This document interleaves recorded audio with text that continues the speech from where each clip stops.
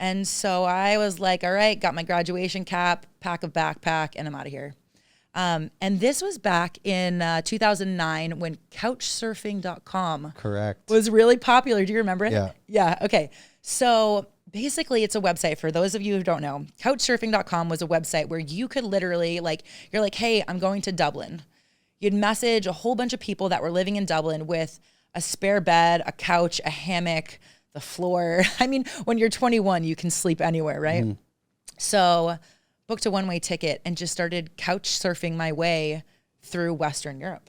And I would I'd travel to a city. Maybe I'd get really broke and find a job somewhere. So I would just be like handing out flyers or bartending or whatever I could do to make a couple bucks.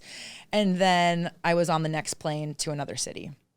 And then from there, I thought it would be great to, walk across Spain.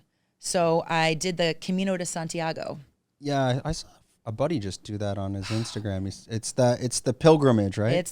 There's a movie about it actually called The Way. And so I started in Pamplona. I started with running in the bulls, did that for a couple days, and then I ended up walking. And I was by myself the whole time, and was that planned at all, or was it kind of just, you came across this and you're like, I planned sure, it. okay. I planned it. I was like, okay, I want to go in July. Great weather. It's going to be hot, but I get to hit two birds with one stone.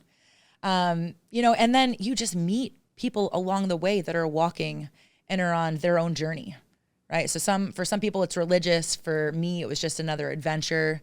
And then, you get to Santiago, to this massive cathedral, and you're walking up. I had my walking sticks and like the tears just start rolling down your eyes because you've made it.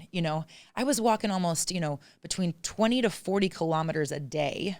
I was hoofing it. Most people might break it down in shorter steps. So what's it, like 6 to 8 hours a day? 6 to 8 hours, yeah. Almost, Shit. I mean, between a half marathon and a full marathon a day. Because it's 700 kilometers or something. Freaking far. Yeah. Yeah. But there's like little hostels to stay at along the way. Sometimes I stayed at the convents for free. People are so generous with what they're offering for you. One of the highlights, though, was they have a fountain of wine at one of the stops, and it's literally a fountain, and you just fill up your bottle with a glass of red wine.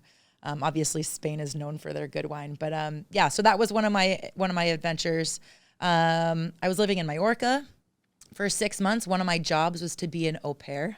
Yep. So I was like living with a German family, and taking him around, teaching him English along the way, and then after Europe, I went to Africa. I went to Kenya and Tanzania. I met my dad down there for a safari.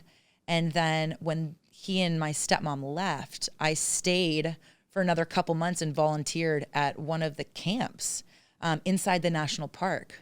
So I got to live with the Maasai warriors at this like beautiful, I don't want to say holistic resort, but like there was no running water. There was no we were cooking from the coals and the fire. Do you know the Maasai? You know what they look like? Yeah. Tall, super dark, really colorful clothes. And they would teach me, A, how to cook over fire, and then B, like we'd wake up in the morning and walk through the fields and look at all the tracks, right? And they would be like, oh, there was a giraffe walking through here last night, and then the tiger came. You know what I mean? Like the whole shuffle. They're so one with the earth. And so I needed a good bath after I left my 2-month volunteer trip there. But yeah, I think that's where my like love and passion for traveling really kicked off. And I owe it to couch surfing for, making me tons of friends. It was great for networking. Great. How long was that? You're doing this about a year? Almost 2 years. 2 years. Yeah.